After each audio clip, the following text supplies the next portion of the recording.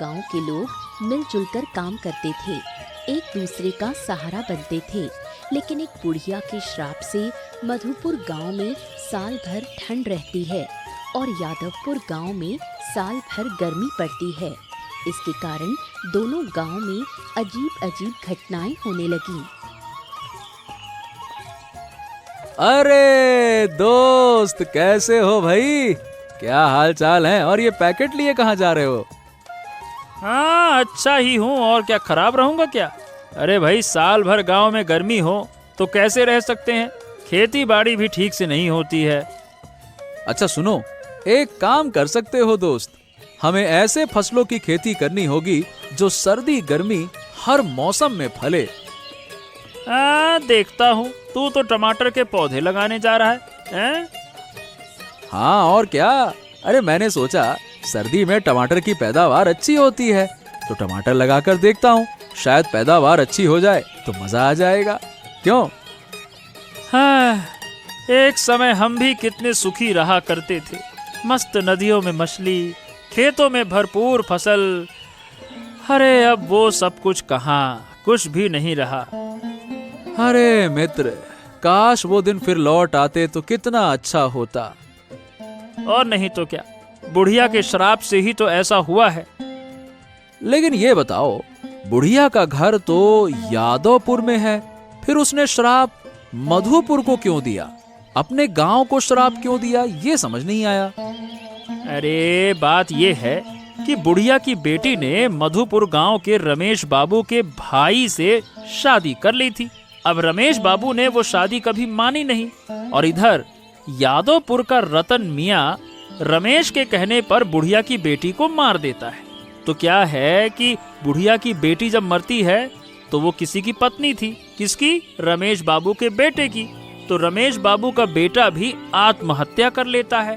तभी से एक गांव में ठंड और एक गांव में भीषण गर्मी पड़ती है। बस सिर्फ वही बुढ़िया इस श्राप से दोनों गांवों को मुक्त कर सकती है। ओ, तो हमें बुढ़िया के पास जाकर विनती करनी चाहिए ताकि वो इस श्राप से सबको मुक्त कर दे। हलवा है क्या? मुझको नहीं लगता कि हमारी विनती का उस पर कोई असर पड़ेगा। अरे बहुत जिद्दी है, जिद्दी। अगर उसने श्राप नहीं हटाया तो जब तक दुनिया रहेगी ये दोनों गांव का यही हाल रहने वाला है।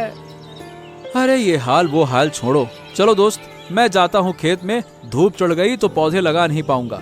चलो भाई, राम राम। हाँ, और मैं जाता हूँ तेरे गांव का बाजार करने। वहाँ तो सर्दियों की सब्जियाँ मिल जाती है ना। चल भाई, राम राम। हाँ ठीक है, राम राम राम। यादवपुर गांव में रहती है बुढ़िया। बेटी दामाद की जिंदगी में दुर्घटना घटने के बाद से वो अकेली झोपड़ी में रहती है। ठीक 20 साल पहले वो घटना घटी थी। तभी से एक गांव में ठंड और एक गांव में गर्मी बनी हुई है। जैसे इस नदी की मछलियां खत्म हो गई, वैसे ही दोनों गांव के लोग भी खत्म हो जाएंगे। मैं जीते जी ये सब देखना चाहती हूँ। क्या बुढ़िया, ये नदी के किनारे अकेले क्या कर रही हो?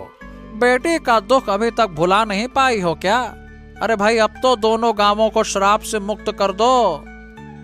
तूने ही मेरी बेटी को 20 साल पहले मार डाला था, तुझे अब तक खत्म नहीं कर पाई। यही मेरा सबसे बड़ा दुख है।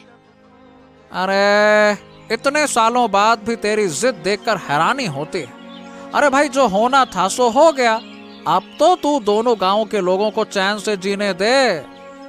इस नदी को देख, नदी का एक किनारा गर्म और एक किनारा ठंडा है। इसी वजह से इस नदी में कोई मछली नहीं बची। जैसे इस नदी में मछली नहीं है, वैसे ही एक दिन दोनों गांव के लोग खत्म हो जाएंगे। अरे ओ बुढ़िया, ये जिद ज्यादा अच्छी नहीं होती है। अगर तूने ज्यादा बढ़ा चढ़ा कर किया ना, तो तेरी बेटी की तरह तेरा भी ऊपर का टिकट काट दूंगा।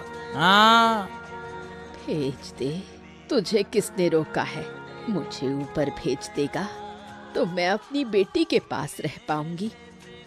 20 साल से हम तेरे श्राप में जी रहे हैं। अब मैं कुछ ऐसा करूंगा कि तू श्राप मुक्त करने को मजबूर हो जाएगी। हाँ। क्या करेगा तू? तू मेरा कुछ भी नहीं बिगाड़ सकता। मैं तुझे और रमेश बाबू दोनों को एक दिन खत्म कर दूंगी। अरे बुढ़िया, तो पागल हो गई है क्या?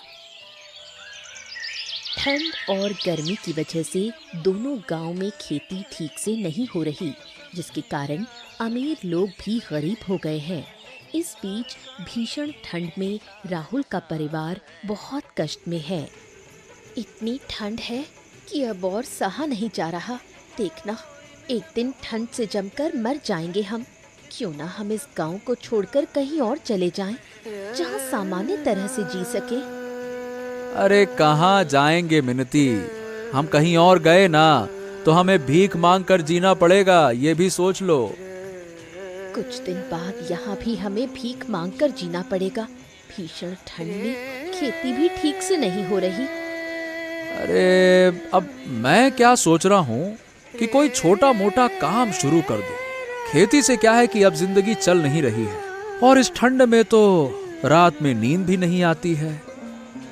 इस श्राप से छुटकारा पाने का कोई उपाय नहीं है क्या? अब और नहीं सहा जा रहा। हमारे पास ढंग से गर्म कपड़े भी नहीं है।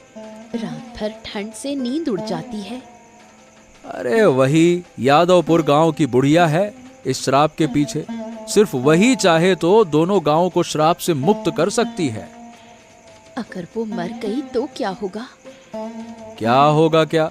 अगर वो मर गई तो कभी भी ये दोनों गांव श्राप से मुक्त नहीं हो पाएंगे। वो बूढ़ी औरत बिल्कुल ठीक नहीं है। उसी की वजह से दोनों गांव के लोग मरने के कगार पर हैं।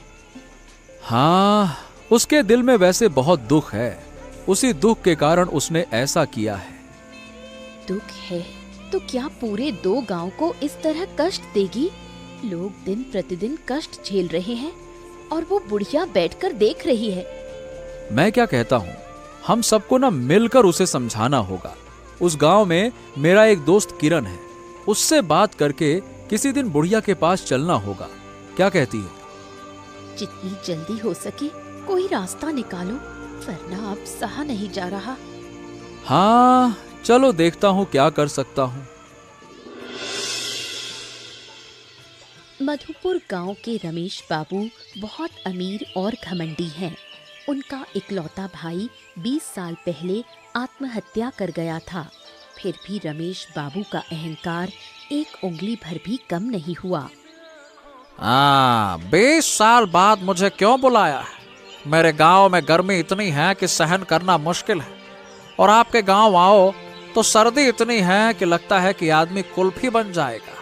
जिंदगी बिल्कुल तंग हो गई है। वही तो, 20 साल पहले जो किया था वही काम फिर से करना होगा। हैं?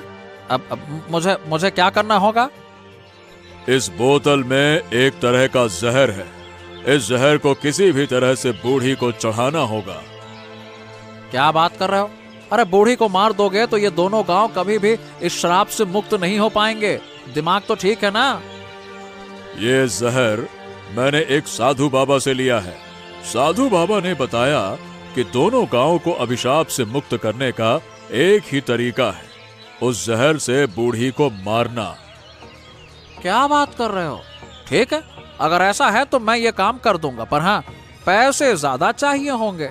पिछली बार मैंने कम पैसे लेकर काम किया था, अब वैसा नहीं चलेगा। 20 साल हो गए, 20 साल में हर चीज के दाम बढ़ गए हैं, मेरा भी। हाँ, पिछली बार मेरा मन बिल्कुल ठीक नहीं था। तुम जानते हो, मेरा एक लौता भाई खो दिया था मैंने। हाँ हाँ पता है।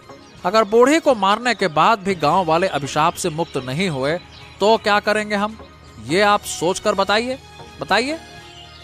अरे सोचने की जरूरत ही नहीं है, साधु बाबा ने कहा है तो काम पूरा होगा। चलो अच्छा है अगर काम हो जाए। 20 वर्षों से हम कष्ट सह रहे हैं, बहुत से लोग तो शहर चले गए हैं। और हमने भी सोचा था कि गांव छोड़ देंगे, पर इतनी संपत्ति छोड़कर कैसे जा सकते हैं? अरे काय की संपत्ति? क्या है संपत्ति? यहाँ जमीन में तो फसल होती ही नहीं है। हमारे गांव में इतनी गर्मी है कि पानी डालते ही सूख जाए। जो होता है वही बहुत कम होता है। हमारे तरफ भी तो वही हाल है, सर्दी के कारण कोई फसल ही नहीं होती है। चलिए लाइए, दीजिए वो बोतल, मैं मौका पाकर बूढ़ी को जहर खिला दूंगा। हाँ। राहुल और किरण ने एक दिन मिलकर बात की, पर बूढ़ी उनकी बात पर ध्यान ही नहीं देती।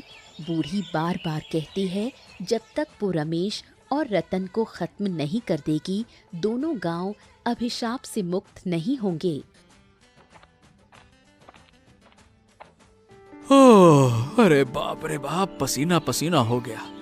एक तो घर में सर्दी सहन करना मुश्किल हो गया, और यहाँ आओ तो इतनी गर्मी लग रही है कि लगता है पूरा शरीर पिघल जाएगा। अरे क्या करोगे दोस्त, आखिर हम गांव छोड़कर जाएं तो जाएं कहाँ। वही तो, एक तो इस तरह से रहा भी नहीं जाता है। भाई देखो, हमें कुछ ना कुछ तो व्यवस्था करनी होगी। गांव छोड़कर चले गए तो जाएंगे कहाँ, ये सबसे बड़ा सवाल है। खाना कैसे मिलेगा? वही तो, और अगर गांव में रुके रहेंगे तो एक दिन खाने के लिए भी कुछ नहीं मिलेगा। लौकी भिंडी जैसे फल लगाओ तो सूख जाते हैं, रोज 3-4 बार पानी देते हैं, तब भी सब्जियां खीरे जितनी मोटी होती हैं, और खीरा लहसुन जैसा छोटा नहीं, मिर्ची के जैसा टिड्डे सा होता है। क्या करूं उसका मैं। अच्छा तुझे पता है, कुछ दिन पहले मैंने टमाटर लगाए थे। अरे जब मैं पौधे लेकर जा रहा था तो रास्ते में मिला तो था तुझसे, सारे पौधे मर गए। जब बहुत ठंड पड़ती है तो सब्जियों के पेड़ मर जाते हैं, उनको भी ठंड लग जाती है। वही तो। अरे भाई देखो, मैं क्या कहता हूँ कि हमें कुछ न कुछ तो करना होगा। नदी किनारे हमारी जो जमीन है वहाँ सब्जी उगानी चाहिए। नदी का पानी ठंडा और गर्म पानी मिलाकर फसल के पास देंगे, फिर देखते हैं क्या होता है। अरे ऐसा करने से अच्छा क्या होगा बता? इतनी मेहनत करेंगे, क्या होगा? क्या हम ऐसा कर पाएंगे बता? अच्छा अभी यार, कर पाए ना कर पाए, लेकिन जीने के लिए करना तो पड़ेगा। अच्छा ये बता, ये बूढ़ी इतना जिद क्यों करती है? मतलब हमने कितना समझाया पर वो मानती क्यों नहीं है? अरे सच कहूँ तो बूढ़ी को दोष देना मुश्किल है। बूढ़ी की जगह खुद को रखकर देखो एक बार, वो अपनी बेटी की हत्या का बदला चाहती है। ओहो, जब इतने वर्षों में हत्यारे को सजा नहीं मिली तो लगता नहीं है कि